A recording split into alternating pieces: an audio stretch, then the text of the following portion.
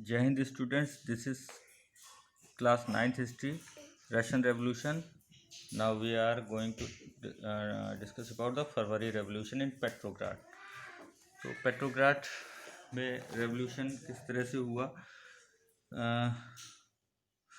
यहाँ पर यह बताया जा रहा है कि सिटीज़ को जो है इस पेट्रोग्राड सिटी को दो तरह से डिवाइड किया था नेवा नदी ने, और नेवा के दाएं तट पर मजदूर ज़्यादातर रहते थे और बाएं पर जो है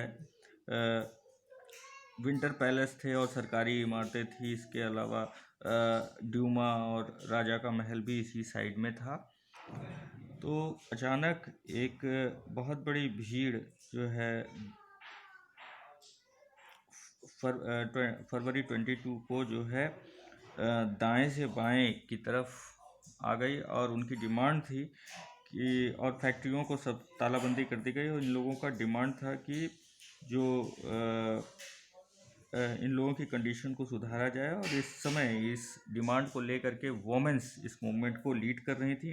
इसी के साथ साथ बहुत से और भी जो भी यहाँ पर अदर फैक्ट्रीज थी उसके भी वर्कर्स इसमें इंक्लूड होते चले गए।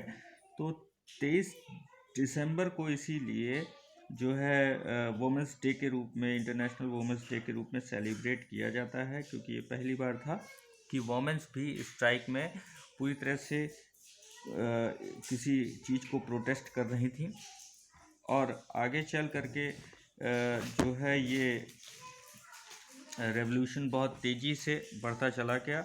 24-25 डेट को जो है हालांकि उन्हें हटा दिया गया और 24-25 को वो फिर से उसी जगह आकर के खड़े हो गए। यहाँ पर पुलिस और जो है अदर जो सिक्योरिटी गार्ड्स थे उनको तैनात किया गया कि फिर से इन्हें हटाया जाए, लेकिन जो है कुछ नहीं, सब हटे भी नहीं और फिर से जा कर के जमा हो गए।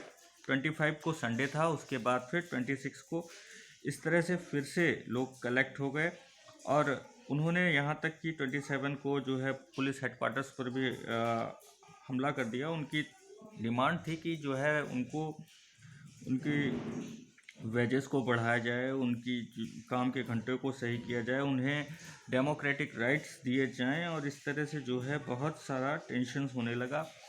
अब आर्मी की कंडीशन ये थी, आर्मी को भी बुलाया गया, लेकिन अब इतनी सारी आर्मी एक साथ इतनी सारी पॉपुलेशन के ऊपर प्रोटेस्टेड पर गोली नहीं चला सकती थी। तो इसमें जो है कुछ आर्मी की भी जो टुकड़ियां थीं वो भी जो है इन्हीं प्रोटेस्टेड्स के साथ जाके जुड़ गई। तो एट लास्ट ये हुआ कि 2 मार्च को कुछ जो है स्पेशल जो डेलीगेट्स थे वो लोग जार से मिलने गए और जार को कहे कि आप जो है अब हट जाइए, क्योंकि अब आपका जो शासन है वो ठीक नहीं है। और इसमें जार को ऐसा लगा कि उसकी जान भी जा सकती है, तो वो एब्डिकेट हो गया और प्रोविंशियल गवर्नमेंट को उसके बाद यहाँ चार्ज दे दिया गया। पेट्रोग्राड जो है इसी के साथ फरवरी रेवोल्यूशन के साथ जो है यहाँ के मोनार्च को हटा दिया गया। लेकिन फरवरी के बाद क्या हुआ, प्रोविंशियल गवर्नमेंट तो बनी, लेकिन प्रोविंशियल गवर्नमेंट अब सत्ता में छीना झपटी वाली बात हो गई थी। तो प्रोविंशियल गवर्नमेंट एक तरफ तो जो है सभी के लिए सोशलिस्ट, लिबरल्स और सभी जो है अपनी अपनी तरफ से अपने अपने पर्सन्स को जो है लीड करा रहे थे और उन्हीं को चाह रहे थे कि वही केवल जो है वहाँ पर और सभी अपनी तरफ से लीड कर रहे थे कि अपनी टाइप की पार्टी बने। यहाँ पर पार्टी बनाना जैसे कि पहले रिस्ट्रिक्टेड था, उसको जो है हटा दिया गया था, तो इस वजह से भी बहुत सारी पार्टीज़ बन रही थी। इसी समय लेनिन जो कि एग्जाइल थे वो रशिया वापस आए और उन्होंने अप्रैल थीसिस के नाम से जो है कुछ अपने पॉइंट्स रखे कि जो है वो बैंकों का नेशनलाइजेशन करेंगे और सारी लैंड्स को किसानों में डिस्ट्रीब्यूट कर देंगे। तो इन सब चीज़ों को लेकर के कम्युनिस्ट पार्टी और बोल्शेविक पार्टी का नाम उन्होंने चेंज करके कम्युनिस्ट पार्टी इसका नाम रख दिया। और इसे अप्रैल थीसिस के नाम से जाना जाता है। उन्होंने नए इलेक्शन की बात भी की।